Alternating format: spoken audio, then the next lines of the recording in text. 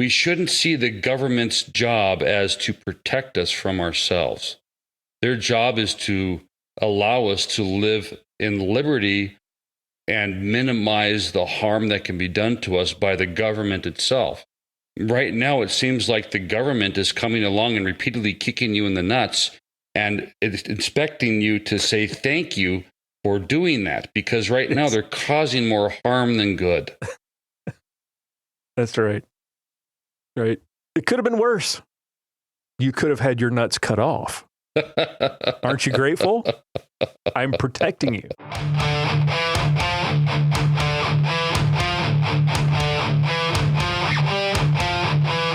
Faith, firearms, and freedom. This is Armed Lutheran Radio.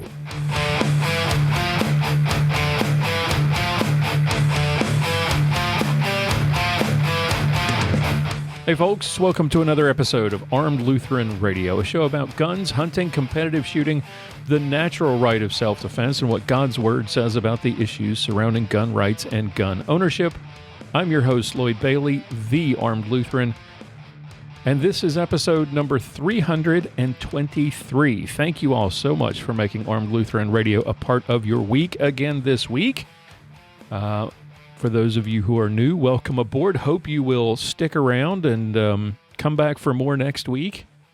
What are we doing today? I announced last week at the end of the show that we would do a variety show this week. Work got in the way, and I realized that I had not sent out any notice to the cast to record a segment for this week because, work life interrupted podcast life, as has been the case recently. Fortunately, things are starting to slow down.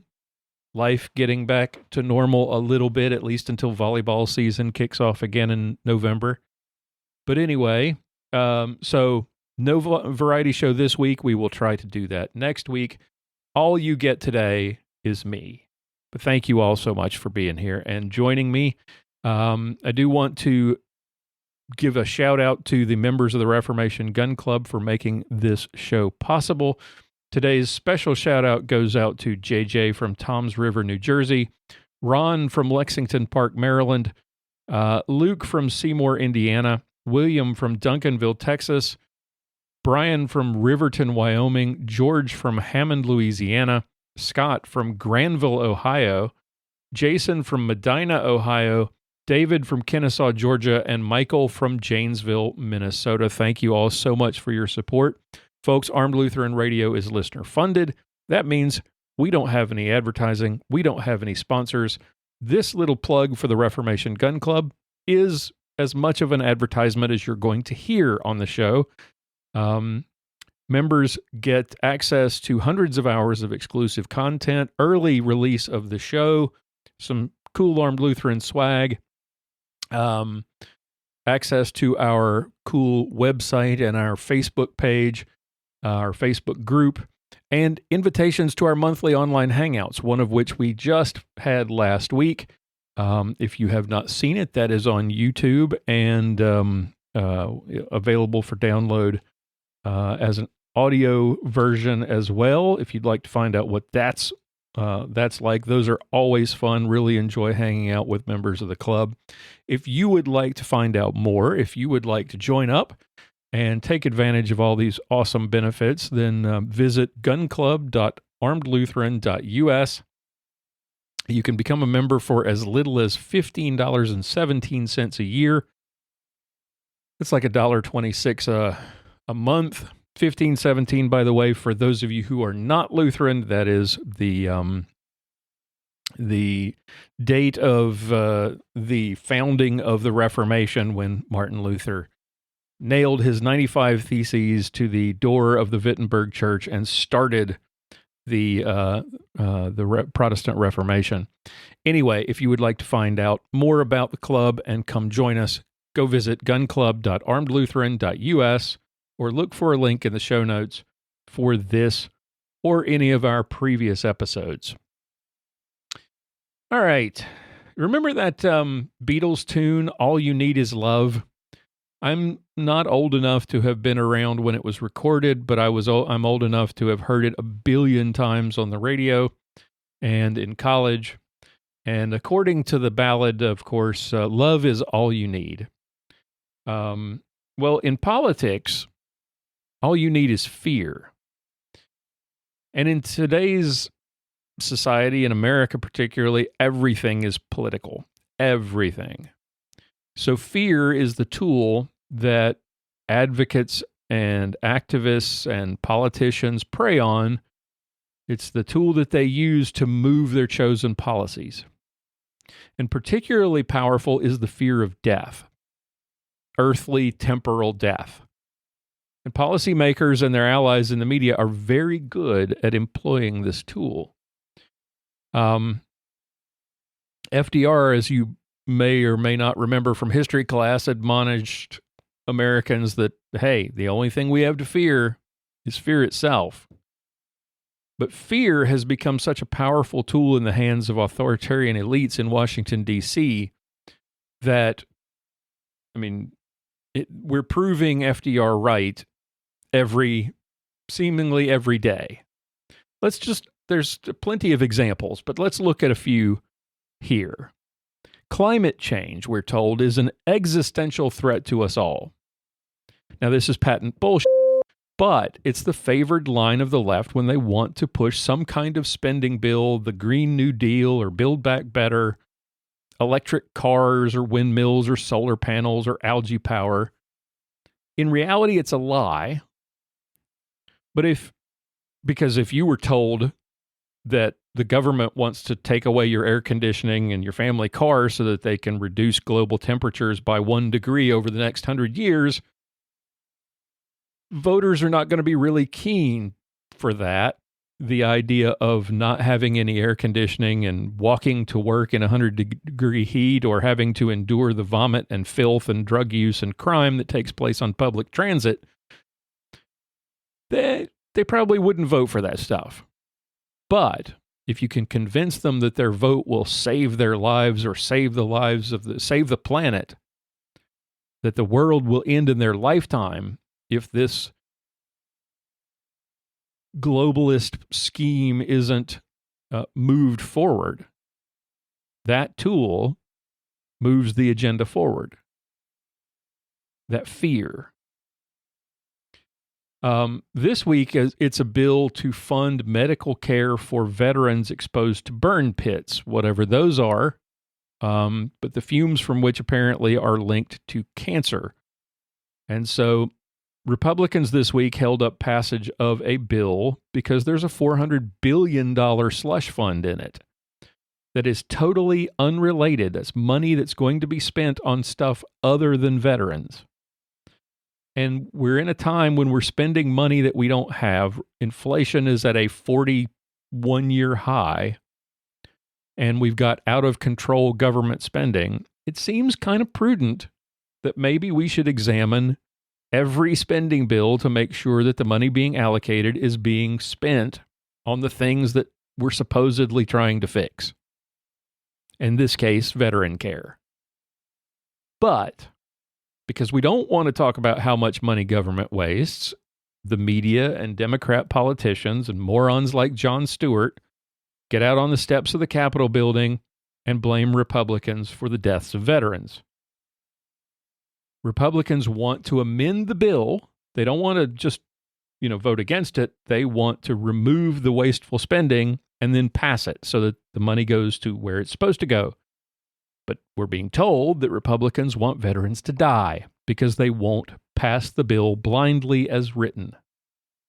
The fear of death is again being employed to push an agenda.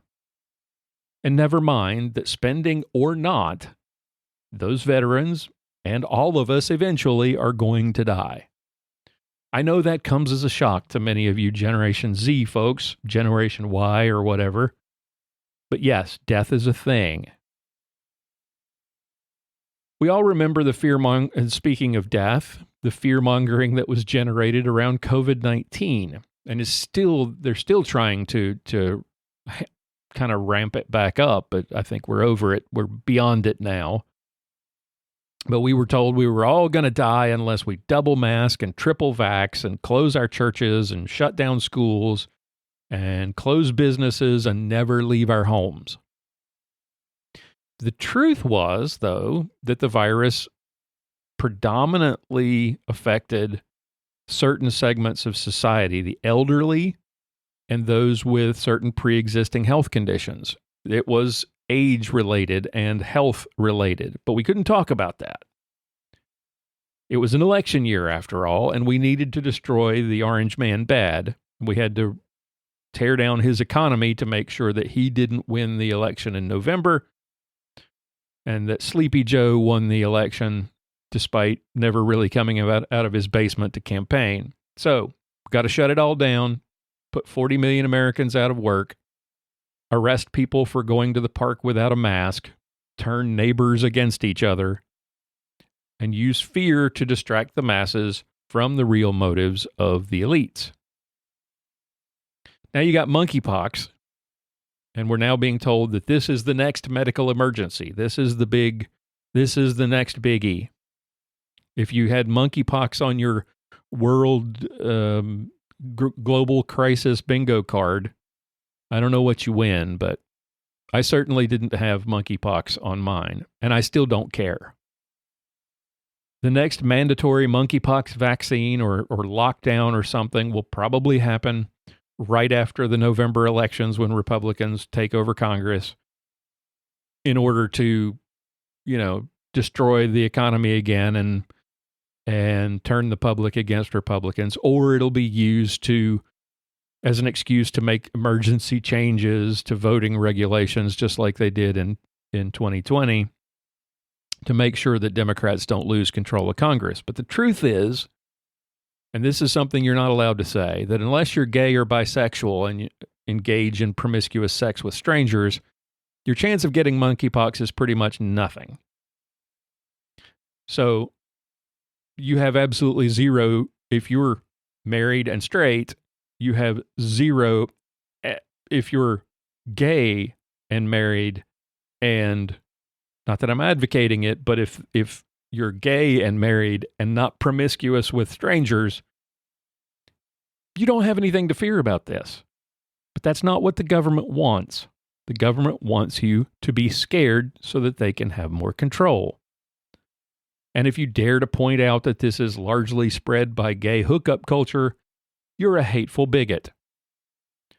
So truth is silenced so that the fear-mongering can go on.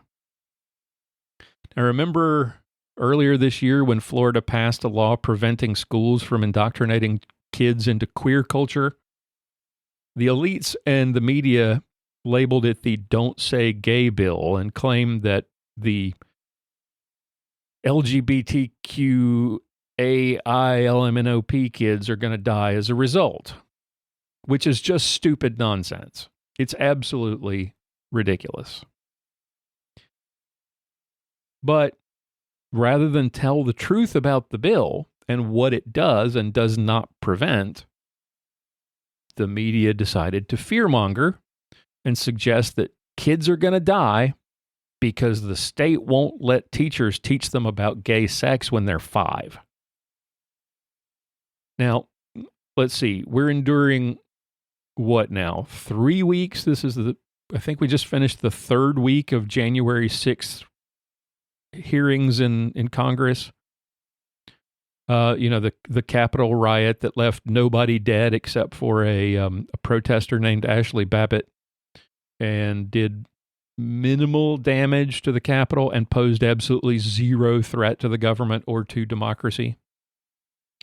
Well, we all know that the real reason for the hearings, for anyone with half a brain should know this, it's really to damage Donald Trump to prevent him from running for president in 2024, or to make it easier to defeat him if he runs again. Now, the BLM riots were far more costly in 2019-2020, far more deadly. They actually undermined the safety of American communities, but we've had 0 hearings, nothing, no attention paid to them. Remember, they were fiery but mostly peaceful. But then if we did have hearings on them, if we did discuss them, that would cast shade on Democrats. People like the current vice president, who was raising money to bail out rioters at the time. We can't do that. So we've got to gin up fear that Donald Trump and a guy in face paint and a Viking helmet are a threat to democracy in America. Now, the latest shameless fear-mongering resulted this week in a bill being passed in the House of Representatives to ban semi-automatic rifles. Rather than focus on the causes of mass violence like mental health, social media, family instability, gangs, drugs, poverty, all that stuff, as usual, politicians and their media allies are focusing on guns. Only certain scary-looking kinds of guns, though. If your gun has a black plastic stock, a flash hider, or a thing that goes up, it's an evil weapon of war. But if that same gun, firing the same caliber round and having the exact same muzzle velocity, if that gun has a wood stock, it's totally cool. In order to generate fear among the great unwashed masses, our elites have redefined mass shootings. We've talked about this in the past. They've redefined mass shootings to mean any shooting where 4 or more people are killed or injured. And that means that if you look at places like the Gun Violence Policy Center or whatever, where they keep these statistics, gang violence, murder, suicides, and drive-by shootings are counted as mass shootings.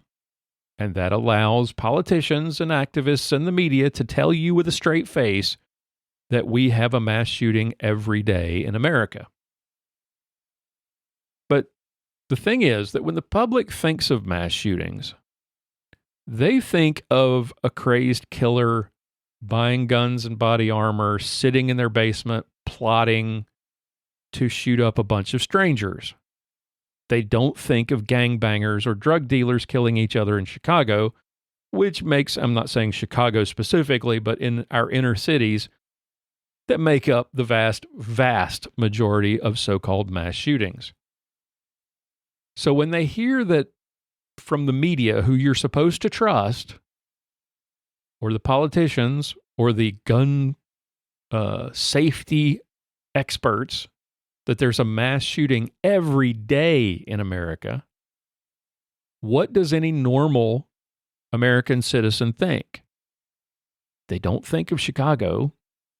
They don't think of gangbangers. I'm sorry, Chicago, we keep singling you out, but it's just the way it is. Clean up your mess. But the American public, when they hear the word mass shooting, they think of Columbine. They think of Newtown.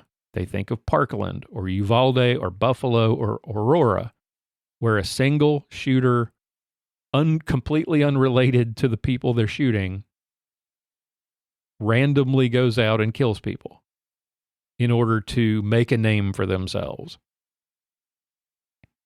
But rather than reassure the public by pointing out the facts that mass shootings are actually incredibly uncommon and that handguns actually account for the majority of all firearm homicide, including mass shootings, our elites prefer to focus on guns and the gun industry.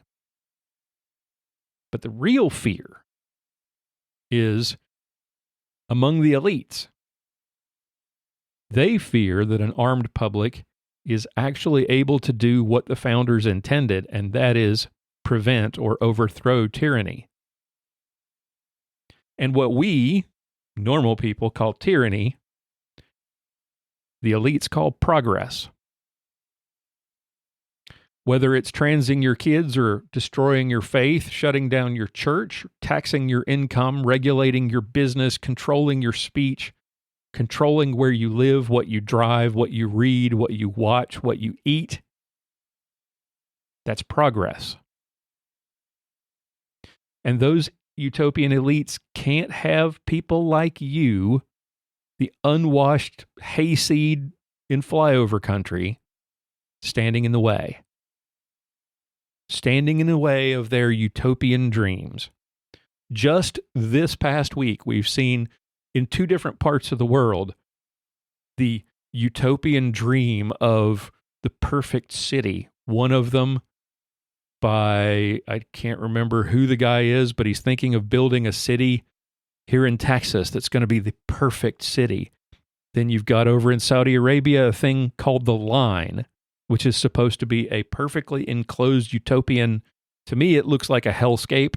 It looks like something out of a dystopian video game where everybody's going to live together in this big city that's as tall as the Empire State Building and 170 kilometers long. And everybody is housed in together in the perfect utopian city. This is progress to the left. This is what they want for the future. And they can't have you standing in the way. And your guns, they're the real problem. But rather than admit what they really want and what they're really concerned about, they push the notion that guns in the hands of average Americans are the real problem. It's your AR-15, the one that you use for hunting or varmint control or competitive shooting or for home defense. It's your AR-15 that causes all these mass shootings. The legally armed citizen is the real threat. Your next door neighbor who has guns. Not the criminal, not the mentally ill psychopath. The everyday American who owns guns for home defense, for hunting, for competition, or for no reason at all. You don't have to have a reason for owning one. Those are the people that you need to fear. And those who disagree with this or any of these other issues, even if you agree with the problem, but you think that there's a better solution than the one the elites are proposing, those people actually want people to die. They want the seas to boil. They want the polar bears to drown. They want veterans to die of cancer. They want your grandmother to die from COVID. They want your kids to die from monkeypox. They want trans kids to be killed. They want to overthrow the government. They want mass shootings. So in addition to all these other things that you should fear, your neighbor who thinks differently from you, who has different ideas, they have to be feared as well. Fear is insidious. It prevents us from thinking rationally. It divides us. It does not unite. It cannot unite. For all the talk of the threat to democracy that was posed by the January 6th riot or by Donald Trump, it's really fear that poses the greatest threat to our liberties. And as a famous person once said, I'll paraphrase it, if we would give up liberty for the sake of security, if we would give up our liberties for the sake of safety, we're not going to have either one. I think that was Benjamin Franklin, and I believe he actually said we deserve neither. So if you don't know the facts, it's easy to be swayed by emotional arguments. It's easy to be swayed by those that prey on your fear of death. But dear listener, there's a solution. There are several solutions. First off, the fear of temporal death is not something that we should overly dwell on. Let's not forget, we're all going to die at some point. We don't really have a whole lot of control over this. There are certain things you can do to minimize your risks, like not walking in traffic, not having, gay orgies with multiple strangers, not jumping off of buildings and things like that. If you like jumping off of buildings, that's a thing, I guess, or out of airplanes. But to me, that if you want to minimize your risk, it seems like not jumping off or out of those things is a good way to start. But that was a strange digression. I apologize. But if you're a Christian, you know that this is not our home, that we're all going to die eventually, and that we are promised life after death for those of us who believe. So remember that. Focus on that before you allow the fear of temporal death to drive you to make decisions in your life without thinking them through. If you find yourself moved by emotional appeals to that fear, that basic human fear of death, pause a moment, pay attention, arm yourself with the facts, arm yourself with the tools to see through the rhetoric, to be able to explain your beliefs to others without fear of rancor, to be able to understand that there's either a false argument being made here, there's an argument based on emotion that's being made that doesn't line up with the problem being addressed, the supposed problem being addressed. Be skeptical of these apocalyptic claims that politicians and activists routinely make. Remember, speaking of apocalypse, we were warned at the first Earth Day in the 1970s that global cooling was going to be the existential threat. Here we are 50 years later, and dozens of end-of-the-world predictions missed. So be skeptical. Understand the motivations behind those emotional appeals. If a politician or an activist or an actor or a media personality is making an appeal to your fear, understand that they probably have an ulterior motive. And believe it or not, protecting you, protecting your kids or your business or your family or your freedom is not one of those motivations. That's not one of their motives. Getting reelected, lining their pockets, moving their agenda forward, accumulating more power, those are the things that typically motivate them. I hate to be so pessimistic, but that is the way it is. Man is fallen and sinful.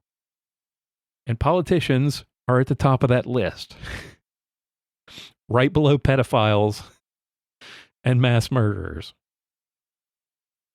Most importantly, like I said, have faith and trust that this is not your home. The Lord has prepared a home for you after all of this craziness, all of this fear and sadness and sickness and death. And no matter what happens, He is in control. All right, that's all the ramblings I have for today. I hope you enjoyed the show. If you have any comments or any questions, I would love to hear them. Please visit our feedback page at armedlutheran.us/feedback. Go to the website, look for the feedback button in the menu at the top. We would love to hear your thoughts, your comments, and to comment in response on the show in a future episode. Be sure to tune in again next week. Episode 324 will be, Lord willing, will be a variety show with content from our entire cast. Until then, keep shooting, keep praying. We'll talk to you next time. For show notes, be sure to visit our website at www.armedlutheran.us. Check out the Facebook page, The Armed Lutheran, or join our Facebook group, Fans of Armed Lutheran Radio. If you like what you hear, please leave us a comment on our feedback page at armedlutheran.us/feedback or a review on iTunes and let us know what you think. Thank you for listening to Armed Lutheran Radio, a member of the Self-Defense Radio Network.